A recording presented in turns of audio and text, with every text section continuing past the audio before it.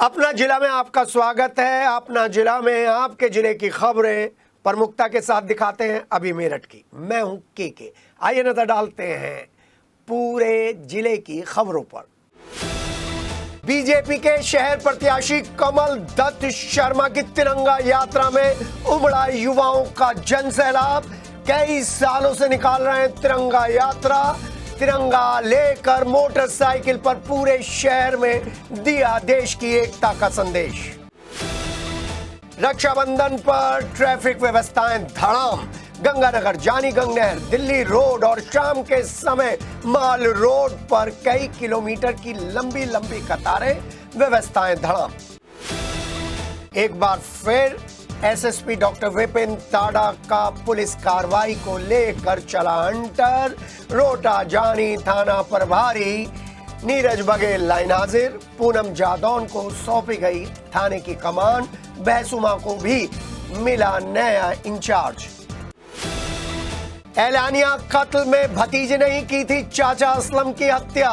Custody में firing करने के दौरान 2 मुठभेड़ में घायल। एलानिया कत्ल के बाद उठा पुलिस पर सवाल। कंकड़खेड़ा में आर्यनगर कॉलोनी के पास एलटी लाइन का बिजली का खंभा टूटकर गिरा। हादसा तो टला, लापरवाही आई सामने। और अब खबरें विस्तार से। चलिए आपको लेकर चलते हैं तिरंगा यात्रा में। हर घर तिरंगा का अभियान तो शुरू होना है, लेकिन कई साल पहले से जब बीजेपी से कमल दत्त शर्मा को शहर के प्रत्याशी का टिकट भी नहीं मिला था, तभी से वो शहर के युवाओं को दिशा दिखाने के लिए और राष्ट्रभक्ति से जोड़ने के लिए तिरंगा यात्रा का मोटरसाइकिल पर कॉन्सेप्ट लेकर आए थे, जिसने बीजेपी की जड़ों को मेरठ के अलग अलग कोनों में जमा दिया। जी हाँ, कमल दत्त शर्मा की अगुवाई में जब तिरंगा यात्रा निकलती है तो दुकान से लेकर मकानों तक हर कोई बाहर निकल आता है और छोटे छोटे झंडे लेकर भारत माँ के जयकारे लगाता है। और जब इस बार की तिरंगा यात्रा मेट्रो चौपले से शुरू हुई तो उसको हरी झंडी दिखाने के लिए लोकसभा सांसद अरुण गोविल, मेयर हरिकांत अहलूवालिया और महानगर अध्यक्ष विवेक रस्तोगी खुद उपस्थित थे। और बाइकों का ये काफिला इतना लंबा था कि एक बाइक जो दिखाई दे रही थी वो आपको देखने को मिल रही थी मेहताब चौपले पर, और अंतिम बाइक मेट्रो चौपले पर थी। और इसके साथ ही जब ये काफिला चला हाथ में तिरंगा लेकर भारत माँ के जयकारे लगाता हुआ, वंदे मातरम का उद्घोष करता हुआ, तो पूरा वातावरण देशभक्ति के माहौल में डूब गया। और आपको बता दें, हाथों में तिरंगा लेकर ये जितने भी मोटरसाइकिल सवार थे ये शहर के कोने कोने में गए और बताया कि 15 अगस्त की तैयारियां दिल खोल कर करनी चाहिए। और इसमें मेट्रो प्लाजा, रेलवे रोड चौराहा, घंटाघर, बुढ़ाना गेट, ईविस चौराहे के बाद अंबेडकर चौराहे पर से गुजरते हुए करीब करीब शहर के हर चौपले पर तिरंगा था। कमल दत्त शर्मा थे, उनके साथ वो देशभक्त का जज्बा लिए हुए युवाएं थे जिनके हाथ में मोटरसाइकिल का हैंडल था और दिल में तिरंगा था। कई सालों से बीजेपी के नेता कमल दत्त शर्मा ये यात्रा निकालते हुए आ रहे हैं और इस यात्रा को लेकर बीजेपी काफी मजबूत हुई है, शहर में भी और देहात में भी। उद्देश्य देशभक्ति, राष्ट्र प्रेम को जागृत करना, तिरंगा यात्रा का यही उद्देश्य है। मेट्रो प्लाजा के सामने बाबा साहेब भीमराव अंबेडकर की मूर्ति पर माल्यार्पण कर ये यात्रा शुरू हुई है। और रेलवे रोड का चौक, घंटाघर, पुराना गेट, ईविस चौपला और वहां से होते हुए बाबा साहब भीमराव अंबेडकर की मूर्ति पर इसका समापन। भारतीय जनता पार्टी एक ऐसा राष्ट्रवादी संगठन है जो देश के बारे में हमेशा सोचता है।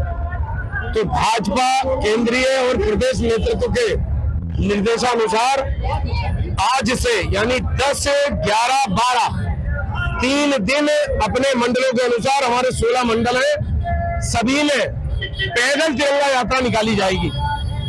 14 तारीख को जो शहीद बलिदानी पुलिस के हो, सीआईएसएफ के हो, बीएसएफ के हो, आरपीएफ के हो, सीआरपीएफ के हो, आरएएफ के हो, उनकी मूर्तियों पर स्वच्छता का कार्यक्रम 14 की सुबह और 14 की शाम को जो ये उस समय की सरकार के कारण भारत को विभाजन का दंश झेलना पड़ रहा है, उस विभाजन विभीषिका के स्मृति दिवस का स्मरण करने हेतु एक बहुत भव्य कार्यक्रम 14 की शाम को एसडीएम गार्डन मेरठ कैंट में होगा। आपका चैनल किस तरीके से नजर रखता है ना, ये आप जानते हैं ना। जब रक्षाबंधन पर लोग तरह तरह की खबरें दिखा रहे थे, हम सीधे एसपी ट्रैफिक राघवेंद्र कुमार मिश्रा से मुखातिब हुए ये जानने के लिए कि रक्षाबंधन पर उनका क्या इंतजाम है ट्रैफिक कंट्रोल करने के लिए। आपको मालूम है ना, क्योंकि हमारी नज़र रहती है आपकी समस्याओं पर। और देखिए, हमारी जो आशंका थी वो निर्मूल साबित नहीं हुई, वो सही साबित हुई, क्योंकि रक्षाबंधन पर आधा दिन तो सही गुजरा, लेकिन आधे दिन के बाद जब भीषण जाम लगने की सबसे ज़्यादा संभावनाएं और आशंकाएं होती हैं, उसी समय पूरा शहर जाम के जाम में फंस गया। कई किलोमीटर की लंबी कतारें पुलिस की व्यवस्था पर सवाल उठा रही थी और भाइयों और बहनों को कई घंटे इस वाहन की लंबी कतार में फंसने के बाद घर पहुंचने में कड़ी मशक्कत करनी पड़ी। एक ही इलाका नहीं था, शहर के हर इलाके पर ट्रैफिक व्यवस्थाओं की पोल खुलती हुई नजर आ रही थी। गंगानगर इलाका और उसके बाद नेशनल हाईवे, उसके बाद वो रोड जिस पर सबसे ज़्यादा ध्यान मेरा ट्रैफिक पुलिस ने दिया था, माल रोड, और उसके बाद शहर के प्रमुख चौपले, हर जगह जाम ही जाम। कमिश्नरी चौराहे पर तो देखकर ऐसा लगता था कि एक बार एसएसपी, एक बार कमिश्नर, एक बार डीआईजी, एक बार डीएम यहाँ से गुजरे तो पता चल जाए कि जेल चुंगी और ये पूरा एरिया जाम के जाम में कैसे फंसा हुआ है। लेकिन किसी को कोई मतलब नहीं। दिल्ली रोड पर पहुंचकर तो वो ही बुरा हाल था जिसके बारे में आप अखबारों में देख रहे हैं। जानी गंगनहर कांवड़ पटरी मार्ग पर भी स्थिति विकट से विकटतम होती चली गई और कई घंटे का भीषण जाम। उसमें आपकी भी गलती है, क्योंकि आप भी जल्दी निकलने के चक्कर में इस जाम को लंबा कर देते हैं। पुलिस की व्यवस्थाएं जीरो।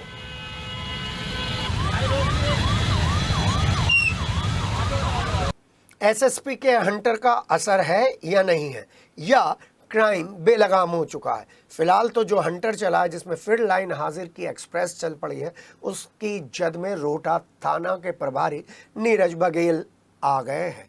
जी हाँ, क्योंकि अपराध नियंत्रण करने में वो फेल हो चुके हैं। एसएसपी डॉक्टर विपिन ताडा और उनकी टीम का यही सोचना है, तभी उन्हें लाइन हाजिर कर दिया गया है और जानी थाने की कमान महिला थाना प्रभारी पूनम जादौन को सौंपी गई है।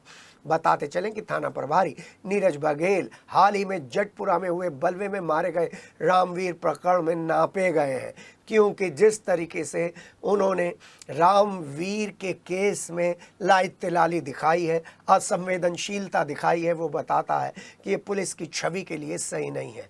वो तो अगर ये मुख्यमंत्री के संज्ञान में केस आ जाए तो शायद बड़े स्तर पर भी तबादले हो जाएं। बीते गुरुवार को ग्रामीणों ने एसएसपी कार्यालय पर प्रदर्शन करने के बाद शिकायत की थी। उसी के बाद एसएसपी ने ये कार्रवाई की है। अवैध खनन से लेकर चोरी और कत्लेआम, ये सब रोहटा थाना क्षेत्र में, जानी थाना क्षेत्र में आम हो चुके हैं और उनके रहते अपराध चरम पर था, ये लोगों का कहना है। स्थानीय नेताओं की भी बातें नहीं चल रही थी। मीडिया कर्मियों के साथ दूरी बनाकर रखी गई थी।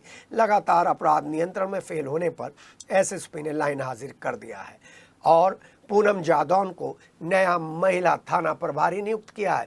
वहीं पर एक एएसआई को बहसुमा थाना प्रभारी बनाया गया है। इतना महत्वपूर्ण बहसुमा थाना एक एएसआई जो मवाना चौकी पर थे कैसे संभालेंगे, बड़ा सवाल है। एलानिया कत्ल, लिसाड़ी गेट थाना क्षेत्र में फिर एक एलानिया कत्ल और लिसाड़ी गेट थाना क्षेत्र की उपयोगिता खत्म हो चुकी है। श्यामनगर रोड पर मजीद नगर में भतीजे ने चाचा का एलानिया कत्ल कर दिया। भतीजे का कहना है मेरी सुपारी दे रखी थी और ये हादसा उस वक्त हुआ जब चाचा असलम अपनी बेटी को लेकर 15 अगस्त की तैयारी के लिए स्कूल छोड़ने जा रहे थे और वहीं पर असलम की गोली मारकर हत्या कर दी गई उन्हीं के भतीजे के द्वारा। और उसके साथ था, भतीजे के साथ था उसका एक साथी शादान। इस हत्याकांड को 25 गज जमीन के लिए अंजाम दिया गया है। पुलिस की रिपोर्टिंग में यही तथ्य सामने आ रहा है और हत्याकांड के चंद घंटों के बाद पुलिस ने दोनों हत्या आरोपियों को गिरफ्तार करने का दावा किया है, पैर में गोली मारने का दावा किया है, आला कत्ल बरामद करने का दावा किया है। पुलिस कस्टडी में तमंचे पर पुलिस पर फायरिंग करने वाले दोनों आरोपियों को पुलिस ने मुठभेड़ के बाद गिरफ्तार कर लिया है और अस्पताल में भर्ती करा दिया है। दोनों हत्या आरोपियों को जिला अस्पताल में इलाज के बाद जेल भेजा जाएगा। आरोप ये लग रहे हैं कि चाचा को नहीं मारता तो चाचा उसे मरवा डालते। चाचा ने उसकी सुपारी दे रखी थी। एसपी सिटी आयुष विक्रम सिंह ने बताया प्रॉपर्टी विवाद में ये हत्या की गई है और दोनों की मुठभेड़ में गिरफ्तार होने के बाद तमंचा और पिस्टल बरामद करने के बाद पूरी योजना पर्दाफाश कर दी गई है। दिन दहाड़े हत्या हुई, 11 बजे हत्या हुई, जब अपनी बेटी को असलम छोड़ने जा रहे थे स्कूल। बावर्ची का काम करते थे, रोटी बनाते थे, होटल भी चला रहे थे। पूरी घटना सीसीटीवी में कैद हो गई, जो थाना लिसाड़ी गेट के काम करने के तरीके को बता रहे हैं। आज सुबह थाना लिसाड़ी गेट पुलिस को 112 के माध्यम से सूचना प्राप्त हुई थी कि एक असलम नाम के व्यक्ति हैं, उन्हें सदीक नगर में 2 बदमाशों द्वारा गोली मारी गई। सूचना मिलते ही पुलिस द्वारा मौके पर पहुंचकर जो घायल थे असलम, उन्हें उपचार हेतु जिला अस्पताल में एडमिट कराया गया था, जहां उपचार के दौरान डॉक्टरों ने उन्हें मृत घोषित कर दिया गया। इस घटना के अनावरण के लिए पुलिस की 3 टीमें लगाई गई थी। इसमें परिजनों को सीसीटीवी फुटेज दिखाई गई तो उन्होंने एक आरोपी की पहचान मृतक के भतीजे के रूप में की, जिसका नाम सुभान है तथा दूसरा व्यक्ति अज्ञात था। तो इसमें मुखबिर खास से सूचना मिली कि ये दोनों ही व्यक्ति कांच के पुल के पास देखे गए हैं आरोपी। पुलिस द्वारा इन्हें वहाँ पे घेराबंदी कर गिरफ्तार किया गया था। अभी कुछ देर पहले इन्हें वेपन रिकवरी के लिए जब लेके जाया जा रहा था तब इन्होंने वेपन रिकवरी के दौरान पुलिस पर फायरिंग कर भागने का प्रयास किया है, जिसकी जवाबी कार्रवाई में दोनों ही बदमाशों के पैर में गोली लगी है। एक का नाम सुभान है तथा दूसरे का नाम शादान है। जो शुभान है वो मृतक का भतीजा है तथा शादान ये जो आरोपी है शुभान उसका दोस्त है। इन दोनों ने पूछताछ के दौरान बताया कि मृतक का और शुभान का पैतृक संपत्ति को लेकर विवाद चल रहा था, जिसके चलते आज इसमें घटना कारित की है। मौके से हमें जो वेपन था, पिस्टल और घटना उपलब्ध जो तमंचा था और बाइक, तीनों ही बरामद कर लिए गए हैं। दोनों ही जो आरोपी हैं उन्हें उपचार हेतु जिला अस्पताल में एडमिट कराया गया तथा इसमें आवश्यक कार्रवाई की जा रही है। कंगखेड़ा रामनगर रोड के आर्यनगर कॉलोनी के छोटे गेट के पास एलटी लाइन का बिजली का खंभा अचानक से टूटकर सड़क पर जा गिरा, जिसके बाद दुकानदारों और लोगों में भगदड़ मच गई। गनीमत ये रही कि जिस समय खंभा टूटा उस समय उसके पास कोई नहीं खड़ा था, नहीं तो बड़ा हादसा हो सकता था। खंभा सड़क के बीचों बीच गिरा था, जिसके बाद सड़क पर जाम लग गया। सूचना मिलने के बाद जेई गजेंद्र सिंह लाइनमैन को लेकर मौके पर पहुंचे और शट डाउन लेकर लाइन को कटवाया और सड़क के बीच पड़े खंभे को हटवाकर गड्ढा खुदवाकर दोबारा उसे वहीं पर लगवा दिया। जेई गजेंद्र सिंह का कहना है कि खंभा ज़्यादा नीचे से नहीं गला था। खंभे के गिरने का कारण अभी तक पता नहीं चल पाया है। खंभे के गिरने से कॉलोनी की लाइट करीब 3 से 5 घंटे तक गुल रही। चौधरी चरण सिंह जेल का नज़ारा सोमवार सुबह से ही कुछ अलग था। जेल में बंद कैदियों से मुलाकात करने के लिए कोई शोरगुल नहीं था, खामोशी थी। दिल में रक्षाबंधन को लेकर पवित्र भावनाएं थीं और राखी बांधने के लिए बहनें आरती का थाल लेकर जिला जेल पर पहुंची थी और उन्होंने अपने भाइयों को तिलक कर राखी बांधी, लंबी आयु की कामना करी और भाइयों से वचन लिया कि अब वो दोबारा से अपराध की दुनिया में कदम नहीं रखेंगे। और वहीं पर कुछ बहनें मायूस नजर आईं और मायूस कैदियों को राखी बांधी तो उनके चेहरे खुश नजर आए। जिला कारागार के बाहर शाम तक बहनों की लंबी लंबी लाइनें देखी गई, व्यवस्थाएं कुछ नहीं थी। और अब आपको अरुण गोविल जी का इंटरव्यू, अब आपको मेरठ के सांसद अरुण गोविल के इंटरव्यू का रिपीट टेलीकास्ट दिखाएं तो उससे पहले एक ऐसी पहल हम आपको दिखा रहे हैं जो समाज सेवी लगातार करते रहते हैं, हेलमेट बांटने की। रक्षाबंधन के पर्व पर उन सब लोगों को हेलमेट बांटा गया जो लोग दुपहिए वाहन पर चलते हैं, हेलमेट नहीं लगाते हैं। अगर 2 लोग जा रहे हैं, एक हेलमेट लगा लेते हैं, दूसरा नहीं लगाता है, तो भी दुर्घटना के बाद दोनों के दुर्घटनाग्रस्त होने की पूरी संभावना है। और इस पहल को सबसे पहले आगे बढ़ाया समाज सेवी मिशिका ग्रुप के अमित नागर ने। और उनका साथ दिया बिल्डर अशोक गर्ग ने। आपको ये दोनों नाम कहीं नजर नहीं आएंगे, केवल सिटी हलचल पर, क्योंकि सिटी हलचल नजर डालता है उस खबर की जड़ में जहां से ये काम होते हैं। हाँ, एसपी ट्रैफिक राघवेंद्र कुमार मिश्रा के ये एफर्ट्स काबिले तारीफ है, क्योंकि पहले 50 हेलमेट बांटने का एक छोटा सा कार्यक्रम था, जिसे राघवेंद्र मिश्रा एसपी ट्रैफिक ने 100 हेलमेट का कराया, और उसके बाद बिल्डर अशोक गर्ग और अमित नागर के इस प्रयास में डीएम और एसएसपी ने भी उपस्थित होकर हौसला अफजाई करी। आप देखिए ये खबर जो हमें बताती है कि इन सामाजिक कार्यों के लिए पर्व से बढ़िया, राष्ट्रीय पर्व से बढ़िया, सामाजिक और धार्मिक पर्वों से बढ़िया कौन सा मौका हो सकता है। आपकी सुरक्षा रक्षाबंधन पर हेलमेट के जरिए इन लोगों के द्वारा।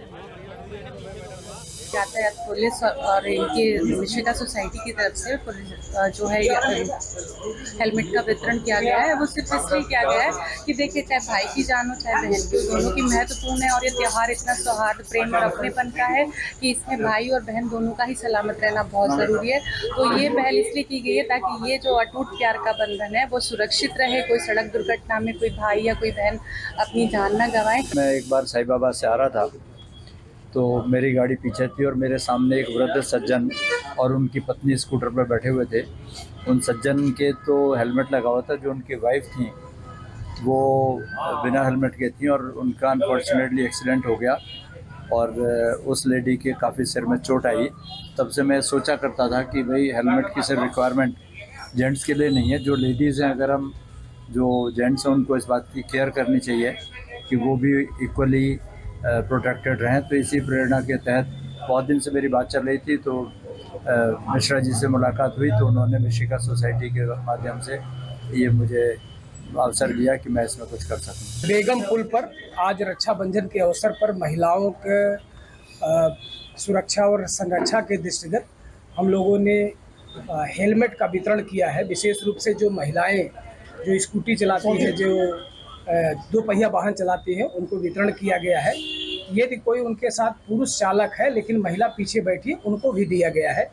एक संदेश ये है कि महिलाएं हेलमेट लगा के ज़रूर चले, जिससे कि उनको किसी प्रकार की दुर्घटना ना हो। दुर्घटना हो तो कम से कम चीज़ें मतलब उनके पास चोट आए।